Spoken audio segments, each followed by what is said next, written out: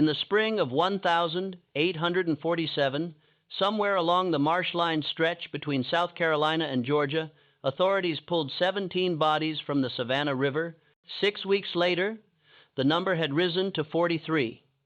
By autumn, local newspapers quietly stopped printing the exact totals, referring only to additional casualties in their brief reports. What the public never learned was that every single victim bore the same marks, precise wounds arranged in a pattern that suggested a single hand, a single method, a single executioner. For more than a century, basement archives in Charleston concealed something even more unsettling. Testimony from multiple witnesses described a man who appeared moments before each killing and vanished immediately after, leaving behind no tracks, no evidence, nothing that could anchor him to the physical world.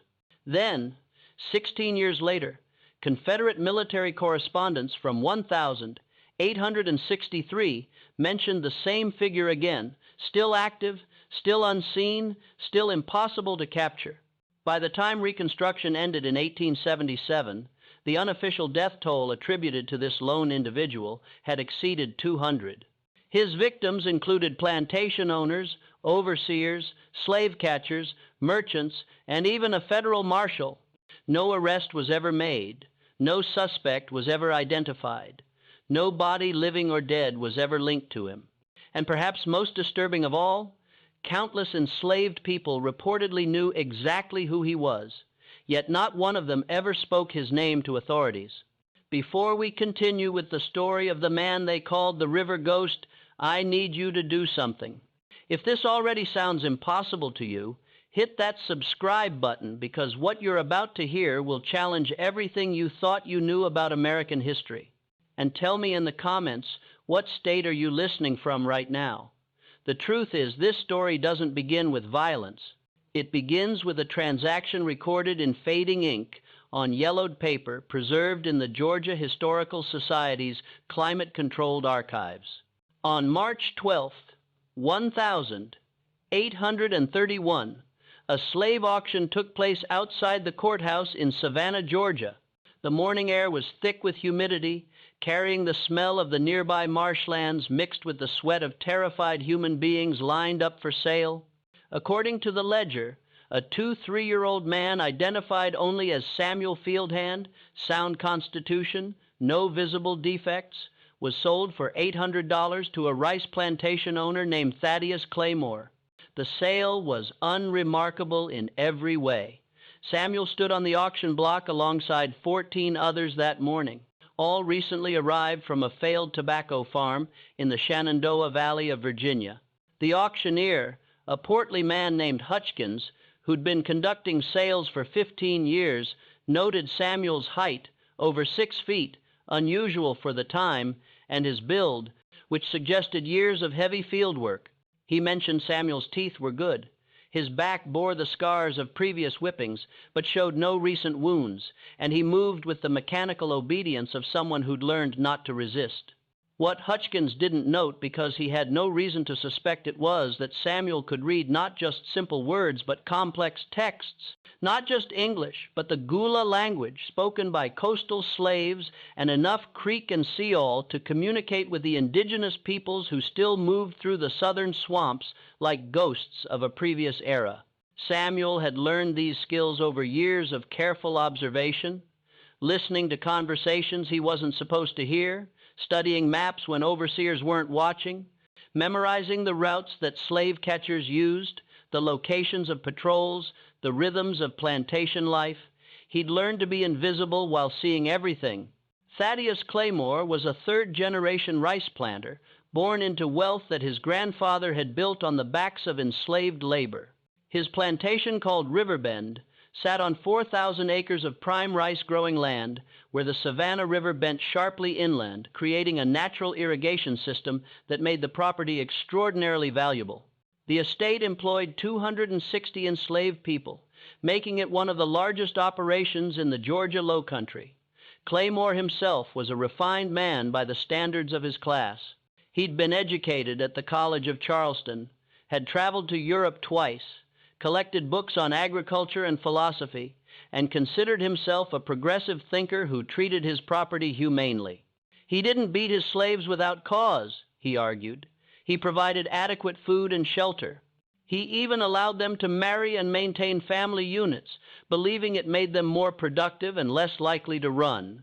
What Claymore didn't understand, what none of them understood, was that you cannot make bondage humane, you cannot enslave a human being kindly, and some men, when stripped of everything, don't break, they sharpen. Rice cultivation in the Georgia low country was brutal work that required intricate knowledge and backbreaking labor. The fields had to be flooded and drained according to precise schedules, requiring a network of canals, dikes, levees, and floodgates that controlled water flow from the river. Enslaved workers spent their days waist-deep in stagnant water under the merciless Georgia sun, planting, weeding, and harvesting rice while battling clouds of mosquitoes that bred in the standing water. The work bred malaria, dysentery, yellow fever, and a dozen other diseases. Medical records from the period show that 40% of enslaved people at Riverbend died before reaching age 30. The plantation went through workers the way a mill goes through grain, purchasing new slaves every year to replace those who died or become too sick to work. Samuel arrived at Riverbend in chains on March 15th, 1831, along with 6 others from the same Virginia estate. They were marched through the main gate, past the whitewashed plantation house with its columned portico, past the overseer's cottage and the stables down to the slave quarters. A collection of rough wooden cabins arranged in neat rows behind the work buildings. Samuel was assigned to the 3rd gang, the lowest tier of field workers, reserved for new arrivals or those being punished. The gang was supervised by a man named Nathaniel Boone, an overseer who'd worked at Riverbend for 8 years and had earned a reputation for efficiency. Boone carried a braided leather whip coiled at his belt and used it liberally on anyone who worked too slowly or showed the slightest hint of resistance. For the first weeks, Samuel did exactly what was expected of him. He woke before dawn when the horn sounded. He ate his ration of cornmeal and salt pork. He worked in the rice fields from sunrise to sunset, planting seedlings in the flooded paddies, his back bent, his hands raw from the work. He spoke only when spoken to, kept his eyes down, showed no emotion. To Boone and the other overseers, Samuel was just another pair of hands, indistinguishable from the dozens of other men laboring in the fields. But Samuel was learning. Every day he memorized a little more: the layout of the plantation, the rotation schedules of the overseers, which fields were worked when, where the patrol roads ran, how the water moved through the canal system, where the property boundaries lay, which areas were densely wooded, where the swamps began. He learned which overseers were lazy and which were vigilant. He learned their habits, their routines, their weaknesses. He learned to move through Riverbend as if he were part of the landscape itself, and he waited. For 3 years and 4 months, Samuel simply disappeared into the machinery of plantation life. He became part of the background, unremarkable and overlooked. Other slaves came and went. Some died, some were sold, some ran and were caught and punished. But Samuel remained patient and observant, biding his time like a hunter in tall grass. Then, on August 4th, 1834, everything changed. The first person to die was an overseer named Horace Gaffney, and his death seemed at first like nothing more than a tragic accident. It happened during harvest season when the rice was at its peak, and every hand was needed in the fields. Gaffney had been inspecting the lower paddies near the eastern boundary of the plantation, an area where the canals ran particularly deep and the banks were steep and slippery with mud. According to the report filed with the county sheriff, Gaffney had been walking along the embankment of a drainage canal when he apparently lost his footing on the muddy slope. He tumbled down the bank and struck his head on one of the heavy wooden SLE gates that controlled water flow. His body was discovered 2 hours later by a slave named Marcus face down in 8 inches of stagnant water, his skull fractured, blood mixing with the brown canal water. The plantation physician, a doctor named Thornberry, who visited Riverbend twice a week, examined the body and ruled it an accidental drowning. Gaffney had slipped hit his head, and fallen into the water unconscious. It was a plausible explanation. The canal banks were treacherous, especially during harvest when they were kept flooded. Men had fallen before. Thornbury noted the location and manner of death in his ledger, collected his fee, and that was that. Thaddeus Claymore was disturbed by Gaffney's death. He'd employed the man for 6 years and considered him reliable, but he accepted the physician's verdict. Accidents happened on plantations. The work was dangerous. Men fell from horses, were kicked by mules, were struck by falling timber, drowned in irrigation ditches. Death was simply part of the cost of doing business. Claymore ordered Samuel and 5 other slaves to dig a grave near the property line in the small cemetery where slaves and overseers were buried in separate sections. They lowered Gaffney into the ground on a humid August afternoon while flies buzzed in the thick air. What Claymore didn't know, what the physician never discovered, was that Horace Gaffney hadn't slipped. He'd been pushed. And the hands that had pushed him, that had held his head under the water until his struggles ceased, belonged to Samuel. 6 weeks later, a second overseer disappeared. And this time, there wasn't even a body to examine. Benjamin Stokes was a younger man, only 26, who'd been working at Riverbend for less than a year. He'd come from a smaller plantation in the South Carolina interior and was still learning the rhythms of rice cultivation. On the evening of September 19th, 1834, Stokes left the overseer's cottage to make his final rounds through the slave quarters, a routine check to ensure everyone was accounted for before nightfall. The sun had set, but there was enough twilight remaining to see by. Stokes carried a lantern and a pistol, standard equipment for evening patrols. He never returned. When Stokes failed to appear for breakfast the following morning, the other overseers organized a search party. They combed the plantation grounds, calling his name, checking the fields, the woods, the canals. They searched the slave quarters, questioning every person they encountered. They followed the patrol route Stokes would have taken. They dragged sections of the river. They sent riders to check the roads leading away from the property. For 5 days, they searched. They found nothing. No body, no clothes, no sign of struggle, no indication of where Stokes had gone or what had happened to him. After a week, Claymore declared him a runaway, though the explanation made no sense. Overseers didn't abandon steady employment and decent wages.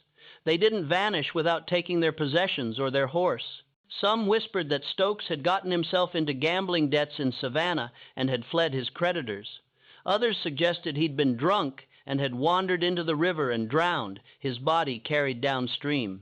A few wondered if one of the slaves had killed him, but without a body or evidence, there was no way to investigate. The mystery went unsolved. Claymore hired a replacement, and life at Riverbend continued. But in the slave quarters, in the conversations that happened after dark when the overseers had retired, people began to talk. Marcus, the man who'd found Gaffney's body, mentioned to a few trusted friends that he'd seen Samuel near the lower canals that day around the time Gaffney would have been making his inspection. A woman named Letty said she'd seen Samuel returning to his cabin late one evening, his clothes wet, his hands muddy around the time Stokes had disappeared. None of them reported these observations to the overseers. They didn't even discuss them openly. But a quiet understanding began to spread through the enslaved community at Riverbend. Something had changed. Someone was fighting back. Then came the third death, and this time there were witnesses who couldn't be ignored. On November 19th, 1834, an overseer named Luther Pettigrew was supervising a work gang in one of the remote rice fields near the northwestern corner of the plantation. It was late afternoon, the sun angling low through the cypress trees that lined the field's perimeter. Pettigrew was a harsh man known for his quick temper and quicker whip. He'd been at Riverbend for 3 years and had developed a reputation for brutality that made even the other overseers uncomfortable. Enslaved workers feared assignment to Pettigrew's gang, knowing that mistakes, no matter how small, would be met with physical punishment. According to the testimony later given to the county constable, Pettigrew had been standing near one of the main irrigation canals, shouting orders at the workers spread across the field. A slave named Cyrus was working about 30 yards away when he heard Pettigrew's voice suddenly rise in alarm, followed by a loud splash. Cyrus looked up to see Pettigrew in the canal thrashing in the water. The overseer's arms flailed. His head went under, came up gasping, went under again. Cyrus dropped his tools and ran toward the canal along with 3 other workers. But by the time they reached the edge, Pettigrew had disappeared beneath the brown surface. They dove in, searching frantically in the murky water. It took 20 minutes to locate Pettigrew's body, wedged against one of the submerged support posts of a floodgate. When they finally hauled him up onto the bank, it was immediately clear that something was wrong. Pettigrew's throat bore deep bruises, the kind that come from powerful hands squeezing with lethal intent. His face was purple, his eyes bulged, his mouth hung open. The men who pulled him from the water stood in shocked silence, water dripping from their clothes, staring at the unmistakable evidence before them. The county constable, a man named DeWitt, questioned every slave who'd been in the field that afternoon. He walked the canal bank, examining the scene, trying to reconstruct what had happened. But the more he investigated, the less sense it made. All the workers had been in plain sight of each other. No one had seen anyone approach Pettigrew. No one had seen him struggle with anyone.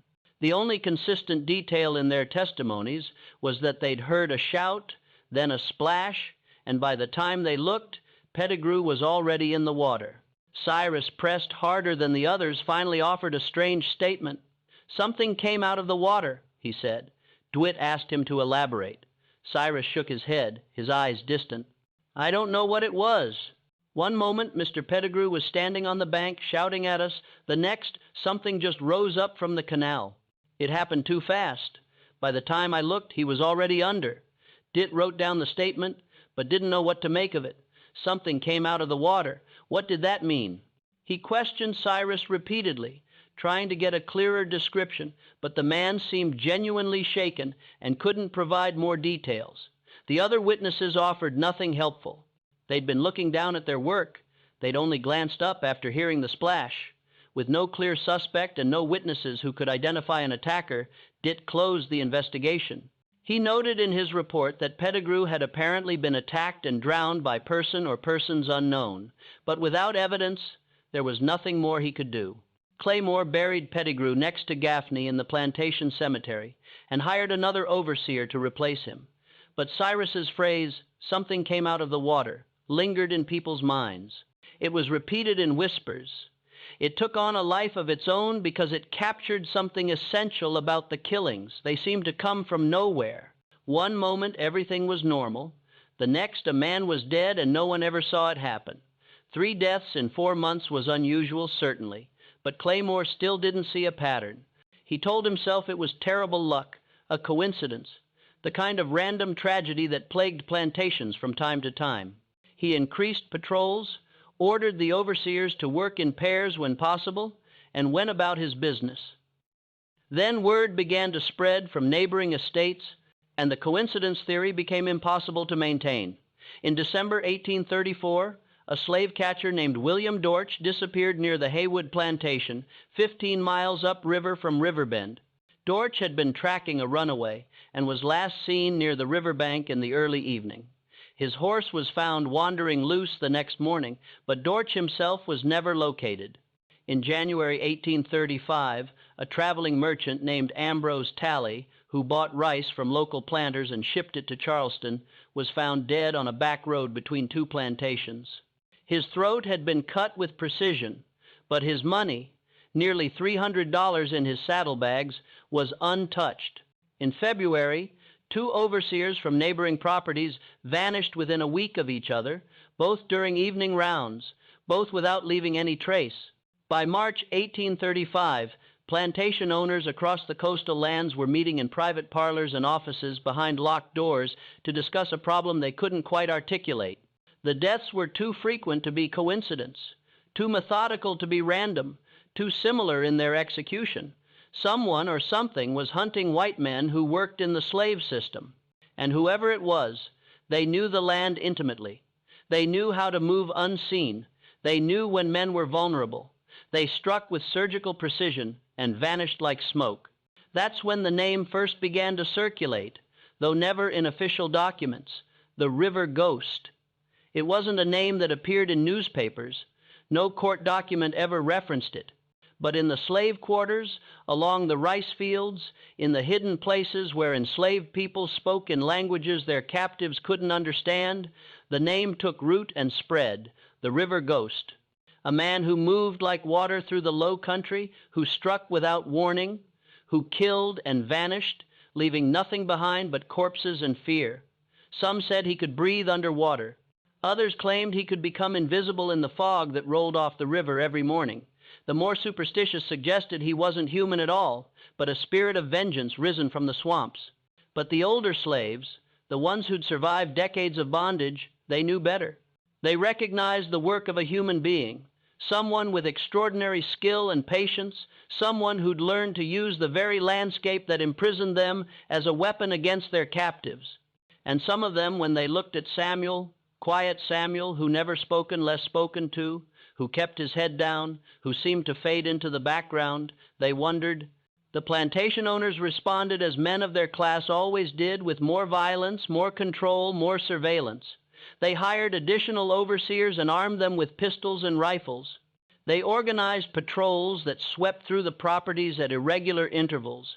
They doubled the guards at night. They installed lanterns along property boundaries. They tightened slave codes, restricting movement even further, imposing harsher punishments for infractions. Some plantations instituted passes that slaves had to carry just to move between work areas. Others built higher fences, locked slave quarters at night, conducted random inspections of cabins. None of it mattered. The deaths continued, slow, steady, methodical. A slave catcher in April found with his neck broken at the bottom of a ravine. A plantation manager in June drowned in a creek that was only 2 feet deep. A county sheriff in August, who'd been investigating the killings, discovered dead in his own jail, strangled with what appeared to be a length of rope that had somehow gotten into his locked cell. Each victim was found near water. Each death suggested intimate knowledge of the terrain. Each killing demonstrated patience and planning that seemed almost impossible for a supposedly uneducated slave to possess. By autumn 1835, Thaddeus Claymore was losing sleep. Riverbend had lost 3 overseers in just over a year. Workers were afraid to go near the outer fields after dark. The remaining overseers were demanding higher wages to compensate for the danger. Some were quitting entirely, unwilling to risk their lives, no matter the pay. Claymore himself had started carrying a loaded pistol everywhere he went, even inside his own home. He couldn't shake the feeling that someone was watching him, that something was moving through his property, studying him, waiting for the right moment. On October 15th, 1835, Claymore stood on the ver of his plantation house, staring out at the darkened fields stretching toward the river. The air was thick with moisture, carrying the smell of mud and decaying vegetation. Somewhere in the distance, a heron cried out, a harsh sound that cut through the evening. He thought about Horace Gaffney, face down in the canal. He thought about Benjamin Stokes, who'd simply vanished. He thought about Luther Pettigrew, dragged under the water by something no one could see or explain. He thought about all the other deaths reported from neighboring plantations, the pattern that was becoming impossible to deny, and he thought about Samuel. Samuel, who never caused trouble. Samuel, who worked without complaint. Samuel, who'd been at Riverbend for over 4 years and had never once been punished. Samuel, who knew every inch of the outer fields because he'd been working them since he arrived. Samuel, who'd been assigned to areas near where all 3 overseers had died. Samuel, whose cabin was always neat, whose tools were always in order, who seemed to move through the plantation like he owned it rather than being owned by it. Claymore had no proof. He had nothing but a growing, knowing suspicion that tightened in his chest every time he saw Samuel moving through the fields with that calm, deliberate pace.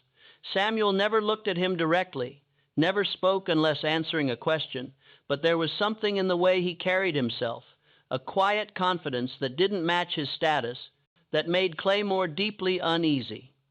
The next morning, Claymore made a decision.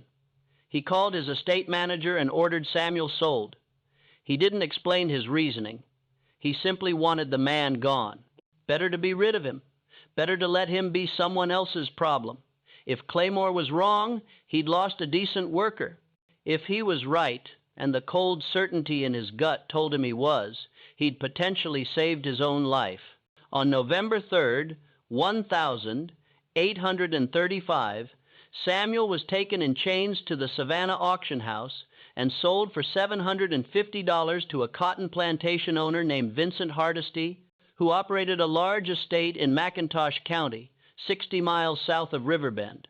Samuel stood on the auction block without expression as Hutchkins, the same auctioneer who'd sold him 4 years earlier, described his attributes. Strong, experienced, no health problems. Hardesty examined Samuel's teeth, checked his hands and arms, asked him a few questions in that condescending tone slave owners used when addressing property. Samuel answered quietly, eyes down. The picture of docility. The sale was completed in minutes. Samuel was loaded into a wagon with 4 other purchases and transported south to Hardesty's plantation, a sprawling cotton operation called Fairview that employed 340 enslaved workers. As the wagon rolled away from Savannah, Samuel looked back once at the city, then turned his gaze forward, his face revealing nothing. For 3 months after Samuel's departure, the deaths at Riverbend stopped completely.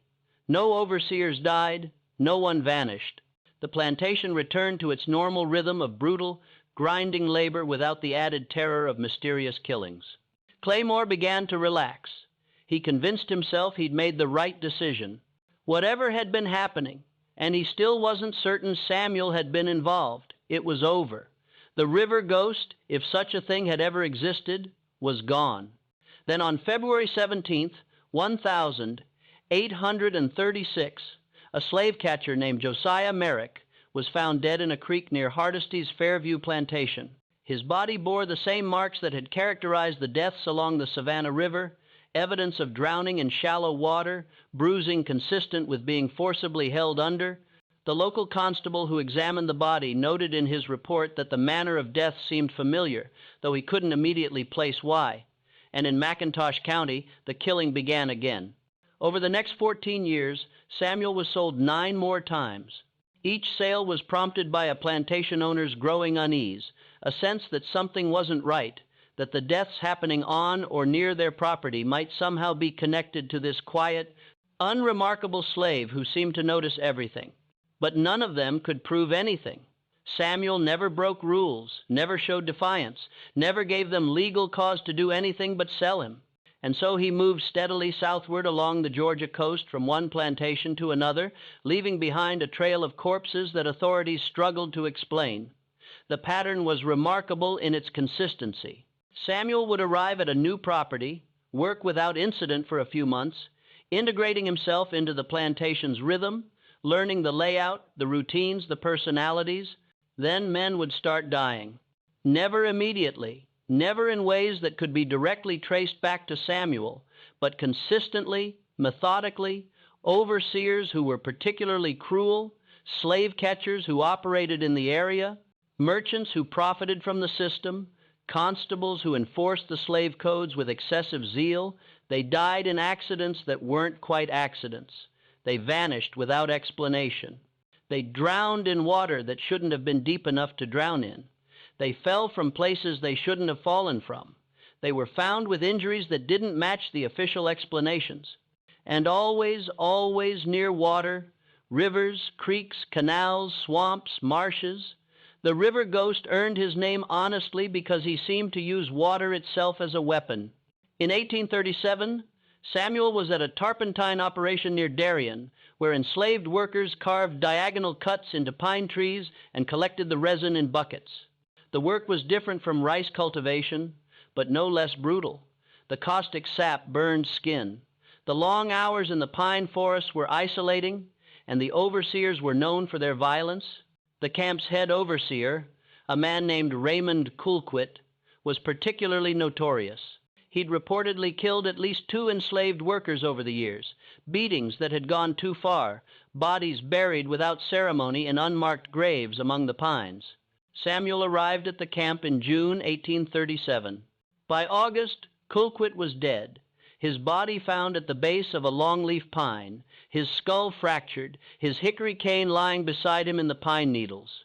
The official report stated he'd fallen from the scaffolding workers used to reach the higher cuts on the trees, but the other enslaved workers at the camp knew better. They'd seen Samuel watching Colquitt.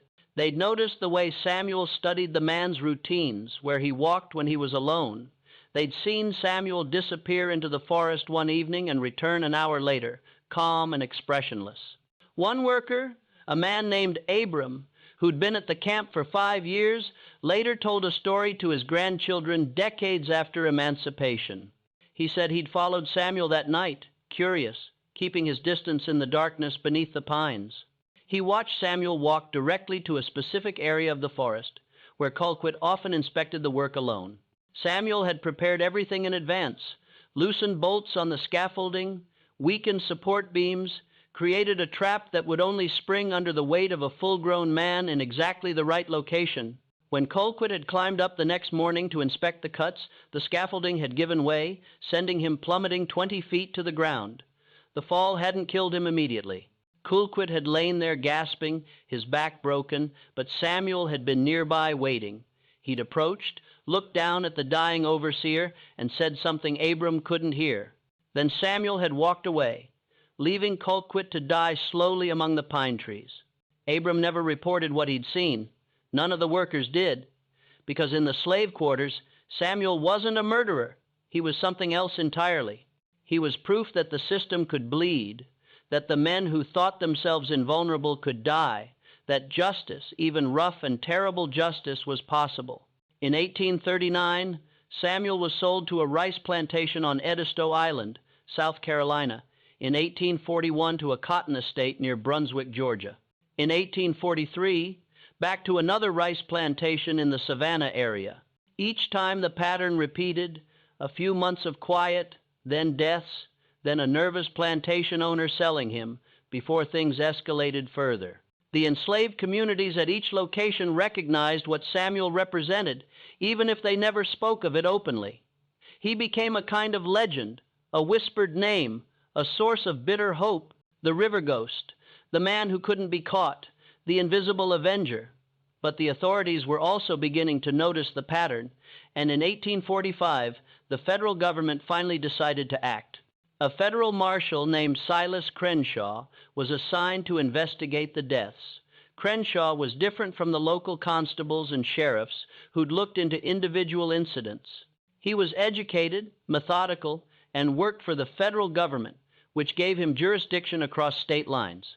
He was in his 42nds, a veteran of law enforcement, and he approached the case like a puzzle to be solved rather than an excuse to terrorize the enslaved population. Crenshaw spent 6 months reviewing court records, property transfers, auction ledgers, and death reports. He interviewed plantation owners, overseers, physicians, undertakers, and local officials. He traveled extensively through Georgia and South Carolina, visiting plantations, examining sites where bodies had been found, talking to anyone who might have relevant information. And slowly, painstakingly, he assembled a picture that no one else had seen in its entirety. There was a pattern. A single enslaved man sold repeatedly over 14 years, always moving along the Georgia coast, always leaving behind unexplained deaths. Crenshaw compiled a list of every recorded incident that fit the profile. Death near water, no clear suspect. Victim involved in slave system occurring within a 30 meters radius of properties where this particular slave had lived or worked. By his count, there were at least 112 deaths that met the criteria. The real number, Crenshaw believed, was probably higher. Many deaths went unreported or were written off as accidents without investigation. On July 10th, 1845, Crenshaw submitted his findings to the Federal District Court in Savannah, along with a request for a warrant to arrest Samuel on suspicion of multiple murders. The request was granted. Crenshaw organized a detachment of armed men, and on July 14th, 1845, they rode to the Turpentine camp where Samuel was currently working. But when they arrived and searched the workers' cabins, Samuel was gone. The camp overseer swore Samuel had been there that morning. Other workers confirmed they'd seen him at breakfast, but his cabin was empty. His few possessions, a blanket, a wooden bowl, a spare shirt, remained, suggesting he'd left in a hurry. Krenaugh questioned everyone, searched the surrounding forest, examined every path and road leading away from the camp. Samuel had simply vanished as completely as if he'd never existed. Krenaugh refused to give up. He organized a manhunt unlike anything the region had seen. He brought in tracking dogs from Charleston. He posted guards at every river crossing, every bridge, every road between Georgia and Florida. He distributed descriptions of Samuel to every law enforcement officer, plantation owner, and slave patrol in the coastal lowlands. He offered a reward of $500, an enormous sum equal to a year's wages for many workers for information leading to Samuel's capture. For weeks, Crenshaw pursued every lead, every rumor, every possible sighting. Reports came in from across the region. Someone matching Samuel's description was seen in Florida. No, he was in Alabama. No, he'd stolen a boat and was heading north by water. Each report led nowhere. The river ghost had disappeared into the landscape he knew so well, and no amount of searching could find him. Then on October 3rd, 1845, Silas Crenshaw's body was found at the bottom of a ravine near the Alteraha River. His neck was broken. His rifle lay unfired beside him. His horse was discovered a quarter-mile away, still saddled, grazing peacefully. The local sheriff ruled it an accidental fall. Crenshaw had been tracking someone through difficult terrain at dusk and had lost his footing on the rocky slope. But everyone who knew about the investigation understood the truth. The river ghost had struck again, eliminating the one man who'd come close to catching him. After Crenshaw's death, the investigation effectively ended. No one else wanted the assignment. Plantation owners stopped filing official reports about the deaths, preferring to handle security privately. Newspapers stopped printing stories about the mysterious killings, either because they feared causing panic or because they'd been pressured by wealthy planters who didn't want the bad publicity. The whole affair became an open secret, something everyone knew about, but no one discussed publicly. And still the deaths continued. Between 1,846 and 1,850, the estimated death toll climbed past 150. Slave catchers began refusing to work alone, traveling in pairs or small groups for protection. Overseers started carrying multiple weapons and avoiding isolated areas, especially near water. Some plantations hired private security forces, armed men who patrolled the property day and night, but none of it made a difference. The river ghost was always a step ahead, always patient, always watching for the moment when even the most careful man let his guard down. In 1848, a particularly brutal overseer named Curtis Dia was killed at a plantation near Savannah. Dia had a reputation for sadistic creativity in his punishments, and enslaved workers throughout the region knew and feared his name. He was found drowned in one of the plantation's rice paddies in water only 18 inches deep. The positioning of his body suggested he'd been held face down by someone kneeling on his back until he stopped struggling. The plantation owner, terrified, sold the entire property and moved his family to Charleston, abandoning the land where Delahaye had died. In 1849, a wealthy merchant from Charleston who made his fortune selling slaves arrived at a coastal plantation to evaluate property for purchase. His body was discovered the next morning floating in a tidal creek. His throat had been cut with such precision that the physician who examined him noted it must have been done by someone with detailed anatomical knowledge. In 1850, 3 slave catchers working together, supposedly for mutual protection, disappeared within a single week. All 3 were experienced men, armed, trained to track runaways through the worst terrain the South had to offer. They were last seen heading into the swamps south of the Altamaha River, following what they believed was a fresh trail. None of them returned. Search parties found no trace of them, not even their weapons or their distinctive leather jackets. It was as if the swamp had simply swallowed them whole. The fear among white men involved in the slave system reached a level that affected daily operations. Some overseers quit entirely, preferring unemployment to the constant terror of working on remote plantations. Slave catchers demanded exorbitant fees for their services. Insurance companies began refusing to insure plantation property in certain areas. Property values declined as potential buyers worried about the security situation. A few plantation owners even freed their slaves and moved away, unable to cope with the psychological pressure of knowing that at any moment they might become the next victim. But the most unsettling aspect wasn't the deaths themselves.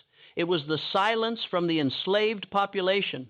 Hundreds, perhaps thousands of enslaved people throughout the coastal lands must have known something, must have seen something, must have heard the whispers, the stories, the name that circulated through their communities. Yet not a single enslaved person, despite the enormous reward money, despite the threats, despite the brutal interrogations that authorities conducted, ever provided information that led to the river ghost's capture. It was as if an entire population had collectively decided that whatever was happening, whoever was responsible, deserved their protection more than they deserved their oppressors' money or mercy. In 1851, something changed in the pattern. Samuel, if that was even his real name anymore, surfaced briefly in Florida. A plantation ledger from a property near Jacksonville records the purchase of Field Hand, tall, middle-aged, answering to Samuel, purchased from a state sale in Georgia, $800. He was there for less than a year. During that time, 4 men died, 2 overseers known for their cruelty, a slave catcher who specialized in tracking runaways through the Florida wetlands, and a local constable who'd made a name for himself by brutally suppressing any hint of resistance among the enslaved population. All 4 deaths occurred near water. All 4 were ruled accidents or unexplained incidents. Then Samuel disappeared again. This time he stayed gone for nearly 3 years. Some people began to hope he'd died, that the river ghost had finally met his end somewhere in the vast wilderness of the southern swamps. But others, particularly those in the enslaved communities, believed he was still out there, perhaps hiding, perhaps resting, perhaps simply waiting for the right moment to resume his work. When the trail picked up again in 1854, it was farther north, back in South Carolina near Beaufort. A rice planter named Edmund Hargrave wrote in a private letter to a friend, "There is a man working my lower fields who unnerves me. He is older than most of my hands, yet he moves with a vitality that seems unnatural for his age. He speaks to no one. He watches everything. I have sold men before for less cause than the feeling he gives me. Yet I cannot spare the labor during harvest season. I shall be glad when the season ends and I can be rid of him." 3 months after writing that letter, Hargrave was found dead in one of his own rice fields, drowned in water that barely covered his ankles. The circumstances were impossible to explain rationally. A healthy man in broad daylight drowning in such shallow water. The official report struggled to provide an explanation, finally settling on the vague suggestion that Hargrave might have suffered a seizure or heart attack that caused him to fall face first into the water and remain there until he suffocated. But everyone who read the report knew it was inadequate. They knew what had really happened, even if they couldn't prove it. By 1860, the United States was fracturing. The debate over slavery had reached a boiling point. Northern abolitionists and Southern plantation owners were locked in a political battle that was pushing the nation toward civil war. Southern states were threatening secession. Plantation owners were fortifying their properties, forming militias, preparing for armed conflict. The entire system of Southern slavery, which had seemed so permanent and immovable, was beginning to show cracks. But even in the midst of that growing chaos, even as the nation teetered on the brink of war, the deaths continued.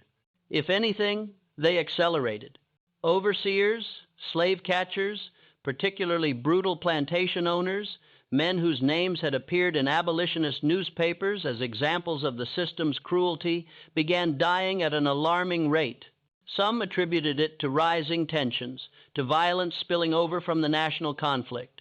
But those who'd been tracking the pattern for decades knew better. The river ghost was still hunting, and he showed no signs of stopping. Then, on April 12, 1861, Confederate forces fired on Fort Sumter in Charleston Harbor, and the South went to war with the North. Everything changed overnight. Plantations were emptied as white men left to join the Confederate Army. Overseers became soldiers. Slave patrols dissolved as their members rode off to fight. The entire infrastructure that had maintained the system of slavery began to crumble under the weight of war. For 4 years, the South was consumed by the bloodiest conflict in American history, with over 600,000 men dying on battlefields from Virginia to Texas. In that chaos, tracking the deaths attributed to the River Ghost became nearly impossible. With so many men dying in battle, who could say which deaths were acts of war and which was something else? The careful records that had been kept in previous decades, plantation ledgers, death certificates, court investigations largely ceased. The system that had documented Samuel's movements through property sales and transfers collapsed entirely. But Confederate military correspondence preserved now in the National Archives tells a fascinating story. In 1863, a Confederate colonel named Marcus Talbot wrote to his commanding officer in Richmond describing what he called a persistent problem among the supply lines in coastal Georgia. Talbot reported that over 6 months, more than 20 Confederate soldiers, pickets, sentries, and couriers had been found dead under suspicious circumstances. The deaths occurred in remote areas, always near water, always when men were isolated and vulnerable. The men are convinced, Talbot wrote, that one of the local Negroes is responsible, though they cannot identify him. They have given him a name, the River Ghost. The colored people will not speak of him even under threat of punishment. Some of my soldiers believe he is a myth, a story invented to frighten them. But I have seen the bodies, sir, and I tell you, the deaths are real. The men believe this individual has been killing white men for 30 years, perhaps longer, and no one has ever stopped him. It affects morale. Some of my men refuse to stand sentry duty alone near the rivers. They see shadows in the water and believe death itself is coming for them. Talbot requested permission to organize a dedicated manhunt to pull men from combat duty and focus them on finding and eliminating this threat. But his commanding officer denied the request. The Confederacy was losing the war. Union forces were advancing through Georgia. Resources were stretched impossibly thin. A few dead soldiers in the coastal lowlands weren't a priority when entire armies were being destroyed in battles at Gettysburg, Vicksburg, and Chattanooga. Talbot's letter was filed away and forgotten. And so, the River Ghost continued his work, moving through a landscape transformed by war, killing Confederate soldiers the same way he'd killed overseers and slave catchers, with the same patience, the same precision, the same complete absence of mercy. By the time General Robert E. Lee surrendered at Appomattox Courthouse on April 9th, 1865, effectively ending the Civil War, the estimated death toll attributed to the River Ghost, if the fragmentary records could be believed, had surpassed 200 white men. And still he had never been caught, never been identified with absolute certainty, never left behind enough evidence to even confirm his existence beyond rumor and whispered stories. After the war, during the period called Reconstruction, the trail went completely cold. With the abolition of slavery, the entire system that had documented the movement and sale of enslaved people collapsed. There were no more plantation ledgers tracking Samuel's whereabouts, no more auctions, no more overseers to report suspicious deaths. The newly freed black population scattered across the South, seeking separated family members looking for work, trying to build new lives in a devastated landscape where former slaves and former masters now had to find ways to coexist. And somewhere in that great migration, Samuel, if he'd survived the war, simply disappeared into history. The killings that had characterized his movement through the coastal lowlands ceased. The name River Ghost faded from memory, at least among white populations. It became just another piece of Southern folklore, a scary story, one of dozens of legends about the dark days of slavery. But in the Gula communities of the South Carolina and Georgia Low Country, among the descendants of enslaved people who'd worked the rice plantations and turpentine camps, the story survived. It was passed down through generations, told in Gula, in whispers in coded language that outsiders couldn't fully understand. And in those tellings, the river ghost wasn't a monster. He was a hero, a man who'd fought back when fighting back meant certain death, a man who'd used the weapons available to him, the land, the water, his knowledge, his patience to wage a private war against a system that had tried to crush him. There's one final story, never verified, passed down orally through a small Gula community on Street Helena Island, South Carolina. It may be true, it may be embellishment, it may be complete fiction, but it offers a possible ending to the river ghost's story, and for that reason, it deserves to be told. The story goes like this. In the summer of 1877, 12 years after the end of the war, an old man arrived in a small freedman settlement near Beaufort. He was tall but stooped with age, his hair white, his face deeply lined, his hands gnarled and scarred from a lifetime of brutal labor. He walked with the slight stiffness of someone whose body had been pushed far beyond its limits for far too long. He came on foot carrying nothing but the clothes on his back and a small bundle containing a blanket and a wooden bowl. The settlement was one of dozens that had formed after the war, places where formerly enslaved people tried to build communities on land they'd worked but never owned. This particular settlement consisted of about 40 families farming, small plots, fishing in the creeks, trying to survive in the difficult years of Reconstruction. They welcomed the old man cautiously. Stranger arrivals had to be treated carefully, as many freed people were still vulnerable to violence from white supremacist groups that roamed the South. The old man didn't give his name. When asked, he simply said, "Call me whatever you like. Names don't matter much anymore." He found an empty cabin at the edge of the settlement, a small structure that had been abandoned when its previous occupant died. He moved in without asking permission, and no one objected.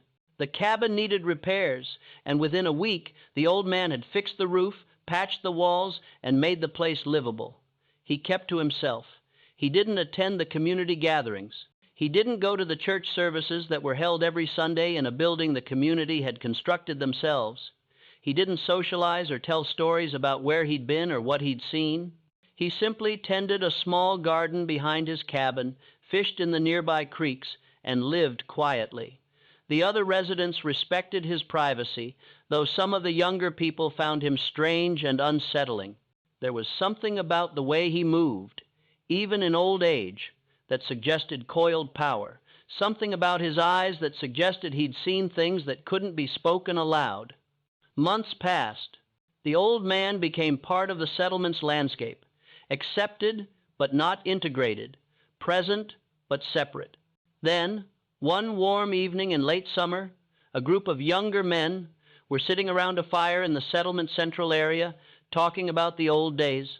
One of them, a man in his 30 named Isaiah, mentioned a plantation where he'd been enslaved as a child, a brutal place where the overseer had been notorious for his cruelty. "I remember his name," Isaiah said. Thaddeus Claymore. He owned the place, had about 260 of us working his rice fields. He acted like he was better than other slave owners, like he treated us well, but his overseers were devils. 3 of them died while I was there, and Claymore would just hire new ones, never seemed to care why they kept dying. From across the fire, in the shadows beyond the light, the old man's voice spoke clearly. Claymore drowned in 1852, fell into one of his own rice canals during harvest season. They said it was an accident, that he'd slipped on the muddy bank and hit his head. By the time they pulled him out, he'd been underwater for over 20 minutes. He was buried in the Plantation cemetery in the section reserved for white people with a nice stone marker. Everyone turned to look at the old man. He'd stepped closer to the fire, his face partially illuminated by the flames. Isaiah stared at him. "How do you know that? That plantation was up in Georgia near Savannah. Were you there?" The old man smiled, a strange, distant expression that suggested memories of things both terrible and satisfying. "I was there," he said quietly. I was standing right next to the canal when it happened. In fact, you might say I helped him fall. The silence around the fire was absolute. Everyone understood what the old man was implying, but no one knew how to respond. Isaiah opened his mouth to ask another question, but the old man had already turned away. He walked back toward his cabin, disappearing into the darkness, and no one followed him. After that night, the old man never spoke of his past again. He lived in the settlement for another 6 years, keeping to his quiet routine, bothering no one, contributing when he could. The younger residents continued to find him unsettling. But the older people, the ones who'd lived through slavery, who carried their own scars and memories, they treated him with a respect that bordered on reverence. They understood, even if they never spoke of it directly, who he might be, what he might have done, the role he might have played in that dark history. In 1883, on a humid July night, the old man died peacefully in his sleep. He was discovered the next morning by a neighbor who'd come to check on him when he didn't appear at his usual time. There was no drama to his death, no final words, no revelation of secrets. He simply passed away, his body finally giving out after what must have been 75 or 80 years of life, most of it spent in bondage.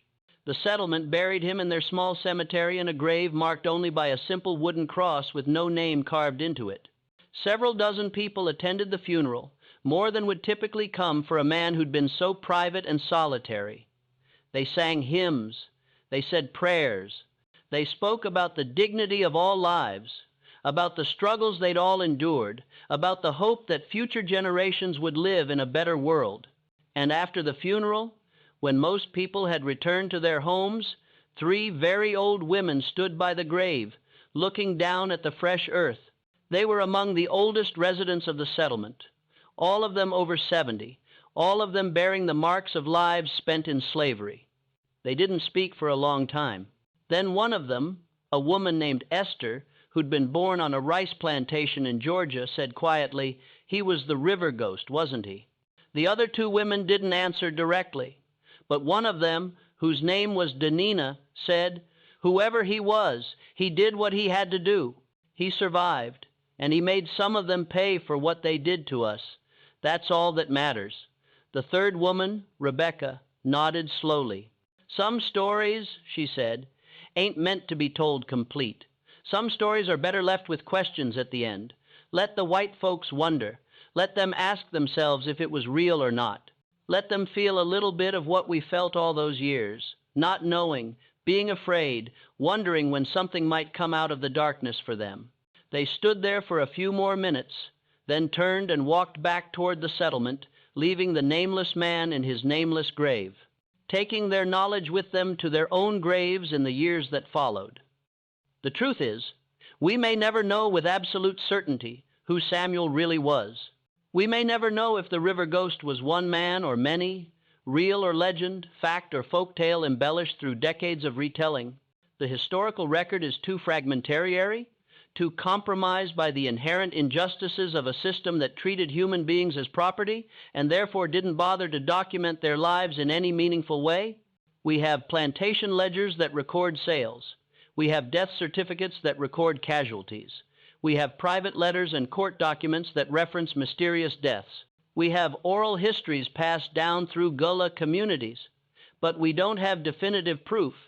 Some historians argue that the river ghost was a collective creation, a story that enslaved communities told themselves to maintain hope, to believe that resistance was possible, that their oppressors could be made to feel fear. They suggest that the deaths attributed to one man were actually the work of many desperate individuals, resistance cells, people who independently decided to fight back and whose actions were later woven into a single narrative. It's a compelling theory, one that acknowledges the reality that resistance to slavery took many forms, most of them small, hidden, and unrecorded. But other historians, particularly those who've carefully studied the pattern of deaths, the geographic progression, the consistency of method, believe there really was a Samuel, a man who was sold at that auction in Savannah in 1831, who learned to use the landscape of the coastal lowlands as a weapon, who developed an expertise in moving unseen, in striking precisely at moments of vulnerability, in killing people in ways that looked like accidents or could be attributed to natural causes, who spent 3 decades waging a private war against a system that had enslaved him, methodically eliminating the men who enforced that system, never seeking glory or recognition, simply doing what he believed needed to be done. What's undeniable is that the deaths happened. The records exist. Between 1,834 and approximately 1,865, over 200 white men involved in the slave system, overseers, slave catchers, plantation owners, merchants, law enforcement officers died under suspicious circumstances in the coastal regions of Georgia and South Carolina. Many of those deaths shared common characteristics: proximity to water, the absence of witnesses, methods that revealed an intimate familiarity with the landscape, and victims chosen for their brutality or their highly visible roles in enforcing slavery. These were the patterns investigators eventually recognized, and despite sweeping investigations, despite enormous rewards, despite law enforcement units combing miles of swampland and riverbanks, no one was ever arrested for the killings. Perhaps the most revealing detail is the silence. Enslaved communities across the region, people who undoubtedly understood far more than they ever admitted, refused to speak. Not a single enslaved person, despite the incentives authorities offered, ever provided a statement that led to the capture of the river ghost. That silence is its own historical record. It doesn't just suggest loyalty, it suggests judgment, an unspoken verdict on who deserved protection and who didn't. The story of the river ghost, whether he was a single man named Samuel or a collective of individuals whose efforts merged into one legend, reminds us how incomplete our official histories often are. There are stories buried in forgotten archives, preserved in whispered oral traditions, or hidden just out of sight beneath the surface of the narrative we think we know. It reminds us that people who were treated as property, denied names, identities, and futures, still found ways to act, to resist, to fight back. That even within one of the most oppressive systems ever created, some refuse to be broken. And it forces us to consider that when legal justice is impossible, when the system itself protects the powerful, justice sometimes takes other shapes, shapes that history can't fully document, shapes that blur the line between legend and truth, shapes that make the comfortable uneasy, that force the oppressors to glance over their shoulders, to feel a shadow of the fear they imposed on others. So what do you think? Was one man capable of evading capture for 30 years, leaving more than 200 dead without ever being caught? Or was the river ghost something larger, a symbol, a collective act of resistance, a story communities preserved to help them endure the unimaginable? Did Samuel die quietly in that freedmen's settlement in 1883? Or did he vanish into the swamps decades earlier, becoming part of the landscape he understood better than anyone? Share your thoughts in the comments. And if you found this story compelling and want more deep dives into hidden chapters of American history, make sure to subscribe, hit the notification bell, and share this video with someone who appreciates mysteries that challenge the official record. See you in the next one.